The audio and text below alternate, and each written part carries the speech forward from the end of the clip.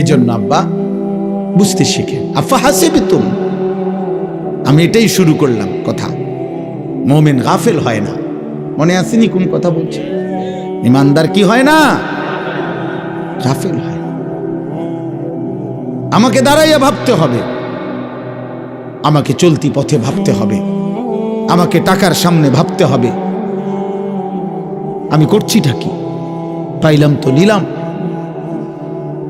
যা মন চাই তো তাই করলাম না রে আব্বা। আমি মুসলমান, আমার একটা বিধি নিষেধ আছে, আমার একজন আল্লাহ আছে, আমার একজন নবী আছে যিনি আমার জন্য 23 বছর কাঁদছে। আমার নবীর 23 বছরের চোখের পানি এভাবে বৃথা হয়ে যাবে?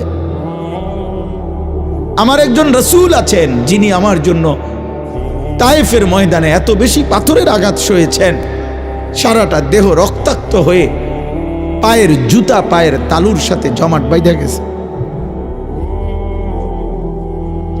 আমার একজন রাসূল আছেন, নবী আছেন, যিনি উম্মতের জন্য দিন পৌঁছাইতে গিয়ে ক্ষুধার কষ্টে পেটে পাথর ভাঙছেন।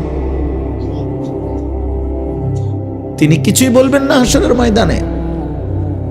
তিনি বলবেন, উম্মত, আমার এই 23 বছরের চোখের পানির বিনিময়ে 365 দিনে কোনো ফজরের নামাজ নাই। এ আমার চোখের পানির বিনিময়।